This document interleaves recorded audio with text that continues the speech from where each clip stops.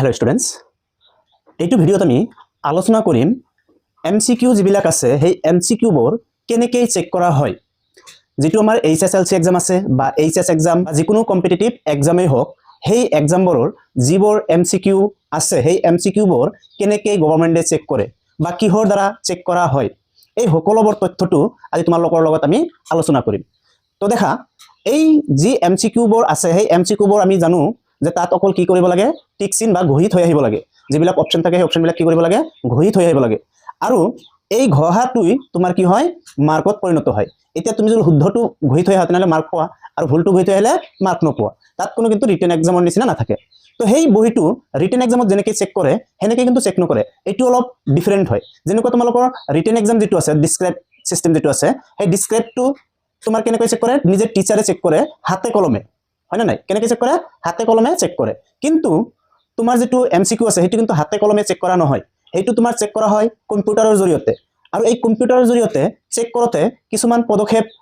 লোৱা হয় কিছুমান পদক্ষেপৰ মাজতে এই এমসিকিউটো চেক কৰা হয় সেই পদক্ষেপবোৰ তোমালোকে মনত ৰাখিবা প্ৰথমতেই যেটো আমাৰ মেচিন থাকে সেই মেচিনটো দেখাত তোমালোকৰ যেটো লেমিনেশন কৰা হয় মেচিন এটা আছে কম্পিউটাৰৰ যিকোনো দোকানত গলে দেখা পোৱা বা জেৰক্স মেচিন যে আছে হেনেকুৱা টাইপৰ মেচিন হয় তাৰ ভিতৰত তোমাৰ এমসিকিউ বিলাক ভৰুৱাই দিয়া হয় ভৰুৱাই দিয়াৰ পিছত কম্পিউটাৰৰ জৰিয়তে যেনেকৈ জেৰক্স কপিবোৰ বাহিৰ হয় বা তোমালোকৰ যিবিলাক লেমিনেশন কৰা হয় লেমিনেশনটো যেনেকৈ বাহিৰ হয় সেম হেনেকৈ কি কৰা হয় তোমালোকৰ এমসিকিউ বিলাক কম্পিউটাৰৰ মাজত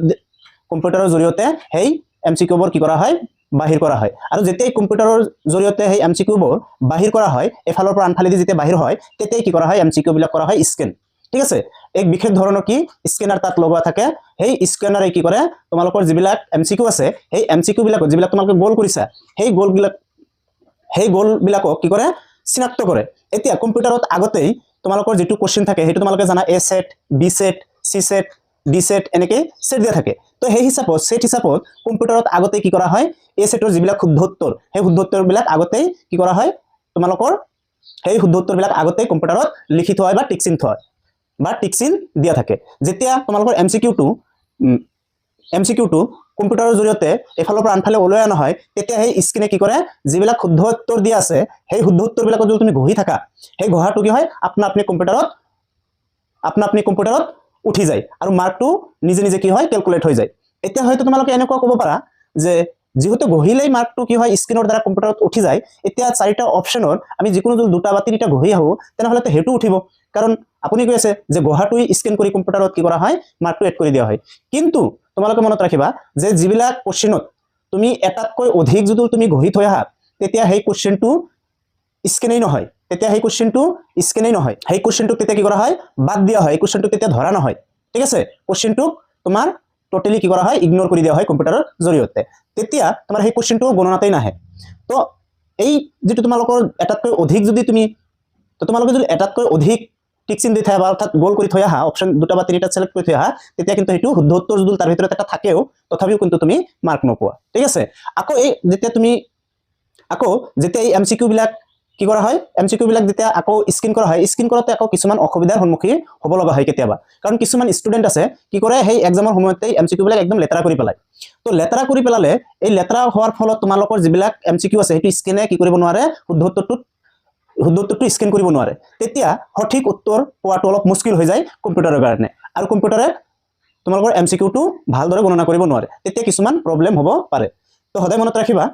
যেতিয়া তুমি এমসিকিউ বিলাক হাতত লবা তাৰ পৰা একদম জমালৈকে যাতে এমসিকিউটো একদম পৰিষ্কাৰ থাকে লেতেৰা যাতে নহয় ভাঁজযুক্ত যাতে নহয় কিছুমান আছে ষ্টুডেন্টে কি কৰে ভাঁজ কৰি পেলায় তো এই ভাঁজ কৰি পেলালেও কিন্তু কম্পিউটাৰে কেতিয়াবা স্ক্যান নকৰিব পাৰে তো স্ক্যান যদি নকৰে তেতিয়া মাৰ্কটো কি নহব এড নহব এতিয়া কথা হল যে আমি যদি এটা এমসিকিউ দুইবাৰ তিনবাৰ দিলো কম্পিউটাৰত সেই কম্পিউটাৰে যদি তোমাৰ এমসিকিউটোৰ কোনো স্ক্যান নকৰে অৰ্থাৎ মাৰ্ক এড নকৰে তেতিয়া কি হ'ব তেতিয়া কি এমসিকিউটো বাদ দি দিয়া হ'ব বা সেই ষ্টুডেন্ট ফেল কৰিব নেকি না সেই ষ্টুডেন্টৰ এমসিকিউটো আকৌ চেক কৰা হ'ব বা চেক কৰিলে কেনেকৈ চেক কৰিব এনেকুৱা হয়তো তোমালোকৰ এতিয়া মনোভাৱ আহি আছে তো যেতিয়া এটা এমসিকিউ দুবাৰ তিনিবাৰ দিয়াৰ ফলতো কম্পিউটাৰে স্ক্যান বা চেক কৰিব নোৱাৰে লেতেৰা বা ভাঁজযুক্ত হোৱাৰ কাৰণে তেতিয়া কি কৰিব লাগিব এই তাত তেতিয়া কি হয় তাত যিজন অফিচাৰ বা টিচাৰ বা যি কম্পিউটাৰ যেটো অপাৰেট কৰে সেই কম্পিউটাৰ চলোৱা মানুহজন বা অফিচাৰজন সেই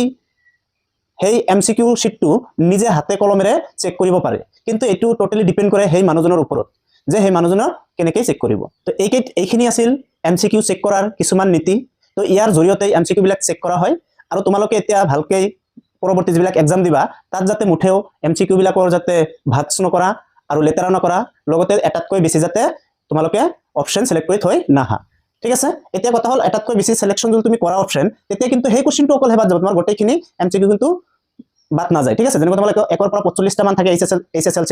HSLC-ত 1 পৰা 45টা MCQ থাকে। তো এটা জোৰ কোশ্চেনত তুমি দুটা অপশ্যন দি থৈ আছা, তেতিয়া তোমাৰ কি হ'ব,